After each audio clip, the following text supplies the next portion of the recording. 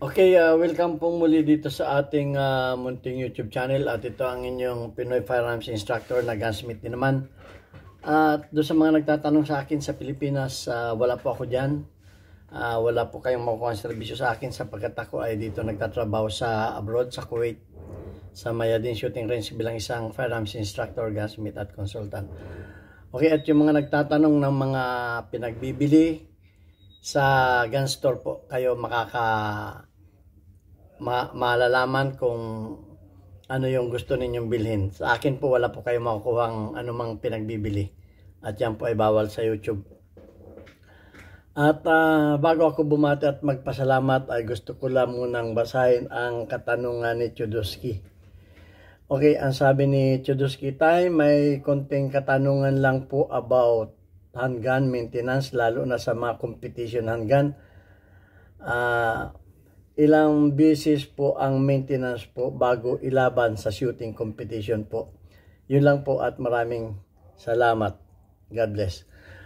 Okay, bago ko bigyan niya ng aking opinion ay gusto ko lang munang batiin ang lahat ng isang mapagpalang araw, lalo tigit sa ating mga OFW. Sa mampanikyan ng mundo, mag-ingat po tayo dahil nagbabago na ang klima at lalo't higit mag-ingat po tayo sa ating mga trabaho, ano man ang ating ginagawa. Huwag tayong maaksidente, huwag nawang ipahintulot, at iba yung ingat po, safety first. Okay, at salamat sa mga viewers natin na tayo ay umabot na sa, ang ating mga subscribers ay umabot na sa 40,300 plus. Thank you sa mga nag-share, sa mga magaganda ninyong comment at sa pagla-like sa ating mga videos, nakakatulong po yan. At lalo tigit, maraming salamat sa mga silent viewers natin na hindi nag-skip ng ads sapagkat nakakatulong po kayo para sa ating mga beneficiary. Ang aking pong YouTube channel ay ginawa ko para makatulong sa 6 na estudyante na anak ng mga single parent. Ito po ay dati ko nang ginagawa, ngunit gusto kong paramihin pa yung aking mga tinutulungan. Ngayon sila ay 6. At yung inyong hindi pag-skip ng ads ay nakakatulong sa ating revenue. At lalo tigit, pasasalamatan ko yung isa nating kababayan na taga Virginia, USA, na nagpadala o nagpalipad sa ating mga premiere videos. Okay, thank you. Shout out kay Noli Pisa o Noy Pisa America. God bless you at bahala na si Lord ang gumanti sa iyong kabutihan.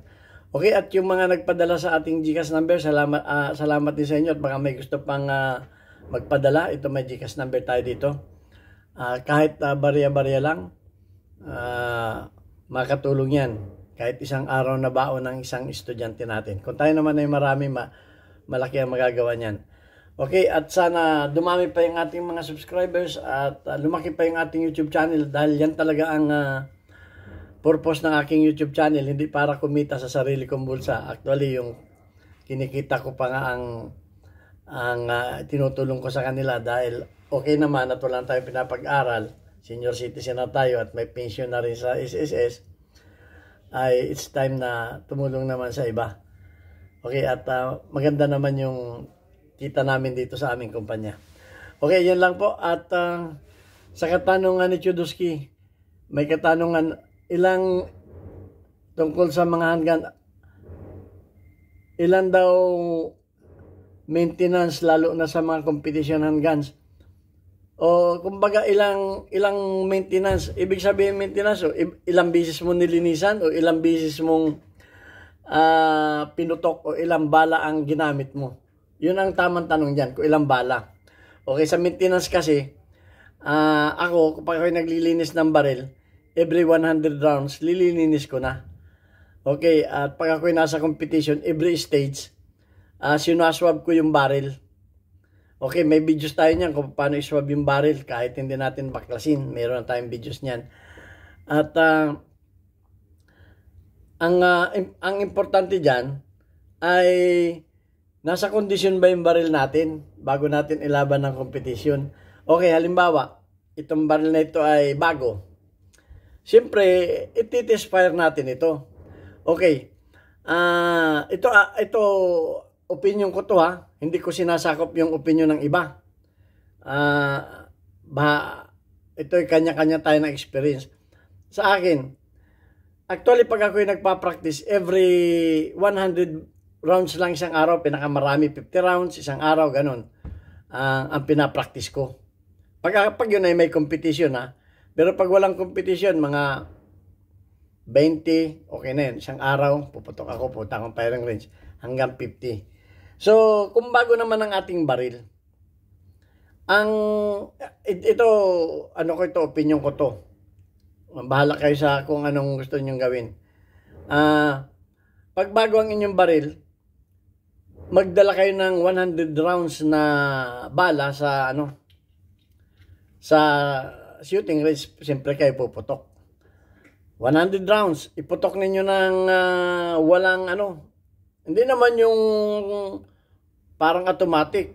Iputok ninyo ng double tap, pak, ganon. Basta laging double tap, change magazine, double tap, ganon. Pagka yan ay yung isang 100 rounds, yung bala na yung bala na metal jacket, yung factory load. Yun muna ang iputok ninyo. Huwag muna ninyong putokan yan ng reload. Metal coated muna. Okay. Putok ninyo ng 100 rounds. At sa looban at yung bala na 100 rounds, hindi nagkamero ng malfunction. Hindi nagkami usapan nyo, hindi nagkamero ng malfunction Yan ay linisin ninyo. Linisin ninyo yan. Okay, total clean. Lahat.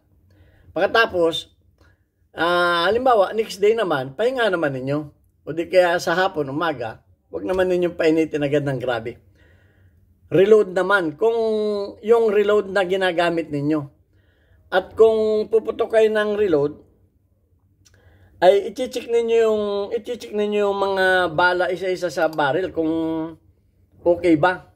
Kasi may mga reload talaga na defective, buntis, ganyan. At yung magandang klaseng pagka-reload. Tingnan ninyo kung may bitak yung basyo, hindi na pwede yun. Merong push, na-push na itong head, umiksi na. Chichikin ninyo yan. Chichikin ninyo yung mga bala na ipuputok ninyo kasi bago yung baril ninyo eh. So, pagka maganda yung baril, 100 uli. 100. At halimbawa wag yung kung saan kayo kumukuha ng bala. Nagpa-reload kayo din nagpa-reload kayo doon. Kung maaari isang reloader lamang o isang taga-reload lang ninyo. Kasi ang mga bagong baril lalong-lalo na yan ay namimili ng bala. Yung reliable sa inyo na kinukunan ninyo ng reload. Kung kayo naman ay may sariling reloader, mas maganda dahil alam na ninyo yung So, yun. 100 ulit iputok ninyo. Iputok ninyo ulit na 100. Ganon din ang practice. Double tap. Change magazine, double tap. Ganon. Bahala na kayong practice ninyo. Kung, siyempre, mag-practice kayo. Kung kayo ng multiple target o yung from another station to another station. Bahala na yung practice ninyo. Basta importante yung baril ninyo. Okay. Kung yan ay hindi, so 200 nang naiputok ninyo sa brand new ninyong baril. Kung yan ay hindi nagmalfunction sa 100 na bala, linisan ninyo. At yan ay pwede na ninyo, para sa akin, pwede na ninyong ilaban niya ng kompetisyon. Kung ano man, basta't yung bala ninyo ay reliable, maganda. Okay? Para hindi, pero kung yan ay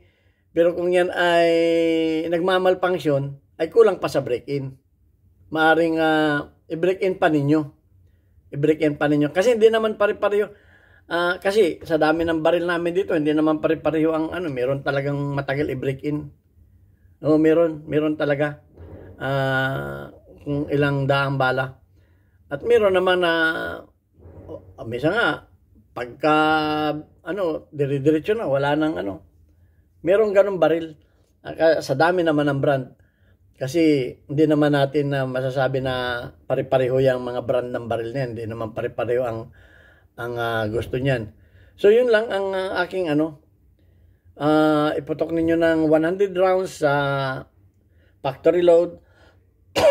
kung magmamalfunction yan, kung magbabatangal, kasi titingnan ninyo kung kinakailangang i-throttling. Kung hindi na kinakailangang i-throttling, wag na ninyong i-throttling. Kaya yan ay inaano. Kung hindi lahat ng baril ay kumubago ito-throttling ninyo. Hindi. Kung yan ay kinakailangan lamang i-throttling ninyo. Kung sa tingin ninyo ay nahihirapang medyo napakasikip, nagsukat kayo dito, ay tingnan nyo yung sikip, tinuruan ko na kayo ng pagsukat ng bala dito kung paano nyo malaman kung yung sikip o hindi. Kung kinakailangan ninyong ipalis, may video tayo kung paano pagpalis. Kung nakita ninyo na medyo magaspang itong ramp, ipalis ninyo. Okay? May video tayo niyan kung paano pagpalis. So, ganun. At kung hindi naman kung hindi na kinakailangang ipalis at maganda naman performance ay sa 100 bala ba na hindi nagmalfunction yan, okay na yun. Pero kung yan ay nagmamalfunction pa, maaring kailangan pa niyang i-throttling, testing uli, o kailangan pa niyang ipalis, testing uli, bago ninyo ilaban. Para kayo nagkukondisyon din ng manok. Okay. Talagang yun ninyo, papakiramdaman ninyo at lalo tigit, yung inyong skills, ang importante dyan. Kung hindi kayo nagraratil o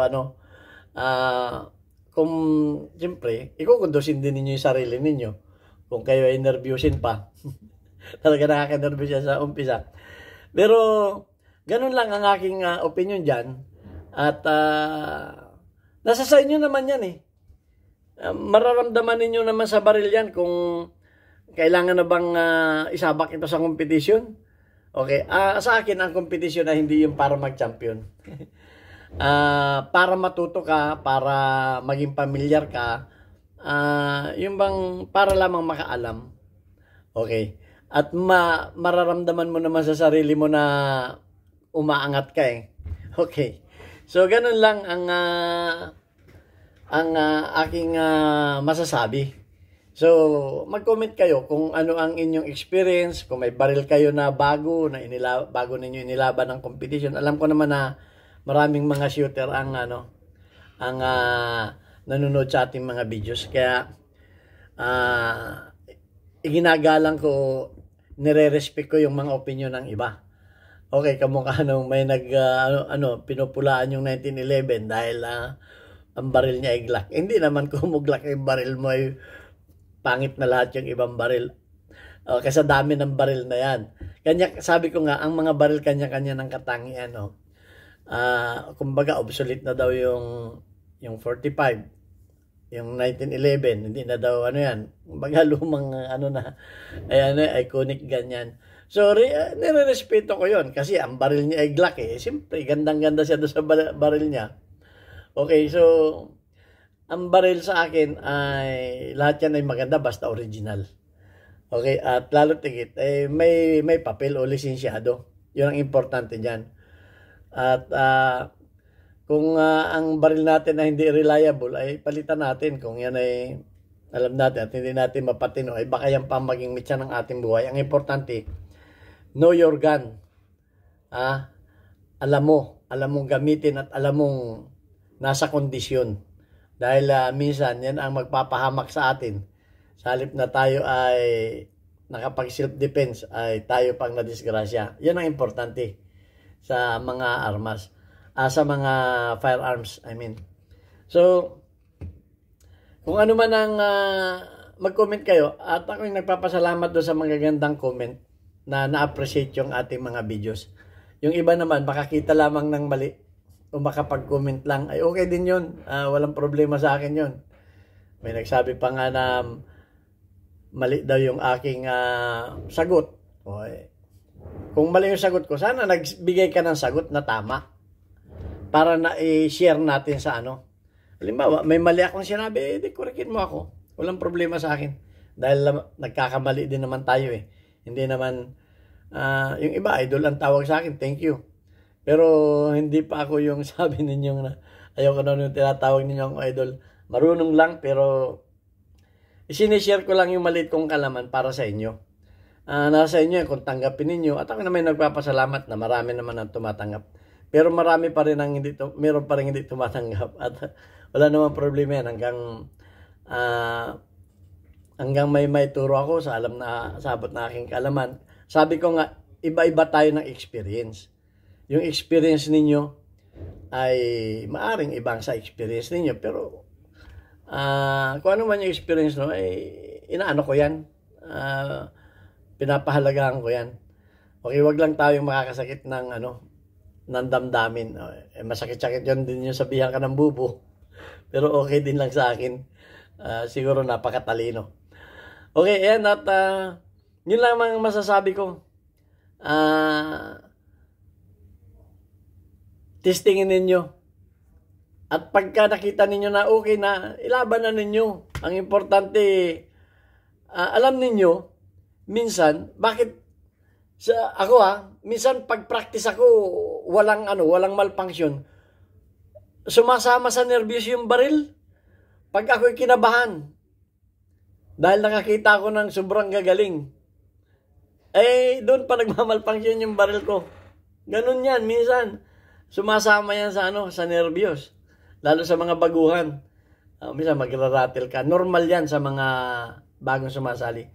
Way back 1996 pa ako nag-shooter. Pero ngayon hindi na talaga ako umpisa na ako nakapagtrabaho na dito. Year 2004. Wala nang kompetisyon ako na nagtitesting na lamang ako ng mga sirang baril. Yun na lamang ang puto ko. Okay, at babasahin ko lamang itong ating community spotlight sa weekly highlights of your most engaged audience members including your top commenters. Si Alfredo Isidro, nangunguna, 100 plus ang kanyang engagement. Si Jocelyn Alimar, si Jocelyn Amarili, okay, ay 20 engagement. Si Alfred Molihar ay 36 ang engagement. Si Trish Sheldon ay 3 ang engagement. At si Mechanic Girl, si Miss Chinchin Gutierrez ay 100 plus ang kanyang engagement. So shout out kay Alfredo kay Alfredo Isidro na may 100 na engagement, 100 plus. Shout out kay Jocelyn Amarili, kay Alfred Molihar, shout out. Shout out din kay Trish Sheldon at shout out sa ating Mechanic Girl Chinchin Gutierrez na may 100 plus na engagement. Okay, thank you very much. Hanggang sa muli nating video. God bless us all.